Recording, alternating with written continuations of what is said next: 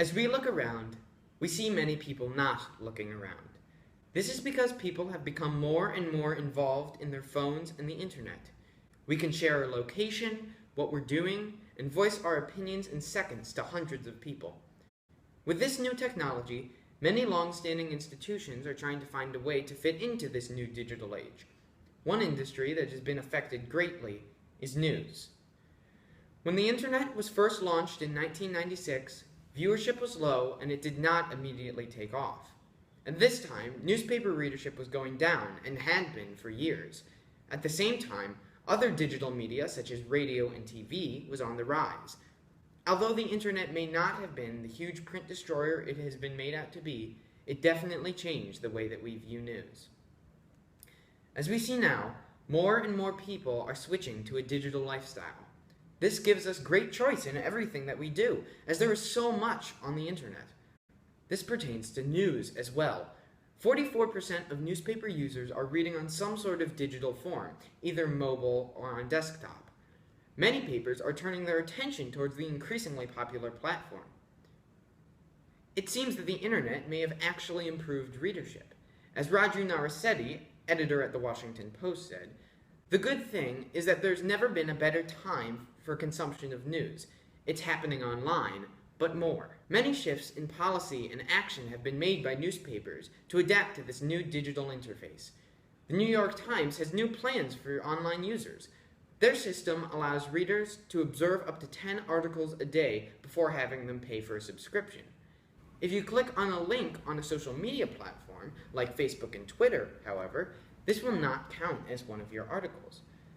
This format encourages integration with social media.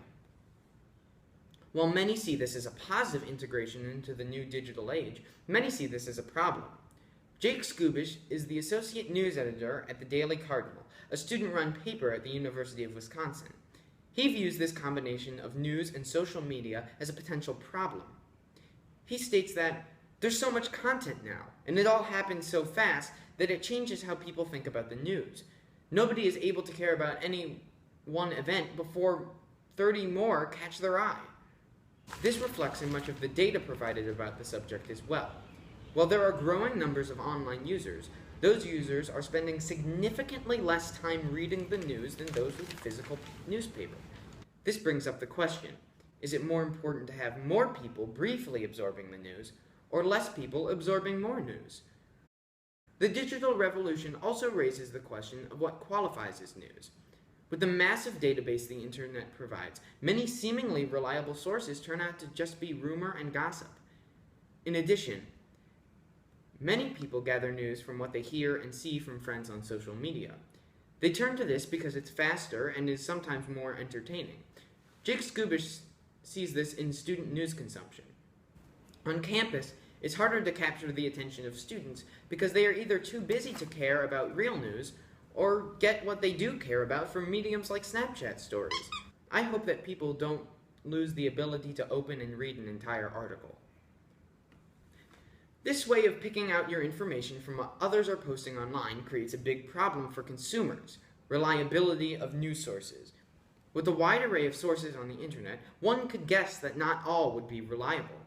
Before, the job of fact-checking was left to the editors of the newspaper. Their job was to make sure that everything in the article was correct and unbiased, unless that paper was advertising itself as being an opinionated piece.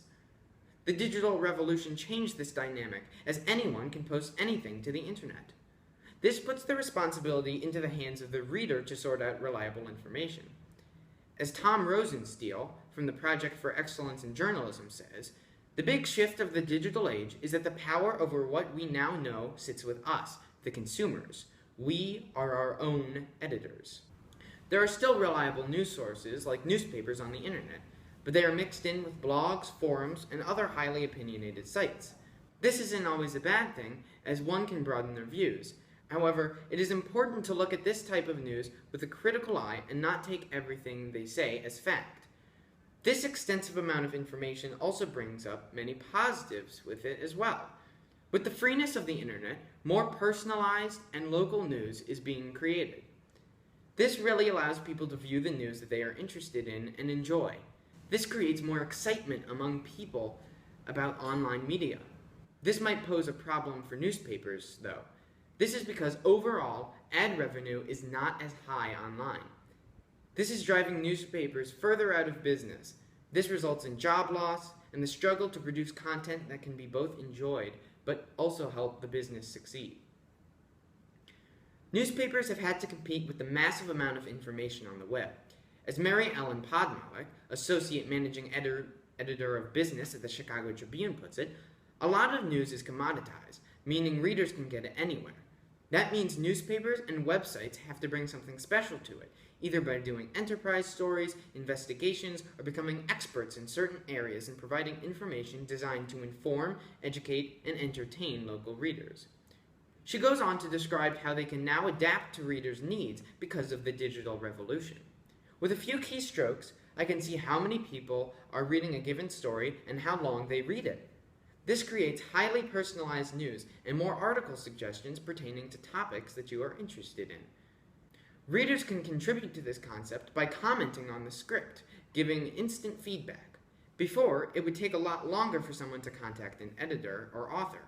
Now, with this new digital age, news has become an interactive form of media. Mary Ellen Podmalik says that this helps newspapers in addition to the consumer because it not only gives editors a sense of what stories resonate with readers, but also when the best time is to put stories online so they get in front of our readers. This real-time personal experience is one of the benefits of news in a digital revolution and is good for both the creator and the consumer. Much is still changing as we find our way moving closer and closer to an all-digital medium. The New York Times recently discontinued one of their print shops in Paris as profits fell again this quarter. It will be interesting to see how all of this turns out. Will we ever go fully digital? Or will physical newspapers still be around as a luxury alternative for people with disposable income? Hopefully, the future brings us a more knowledgeable and well-informed world.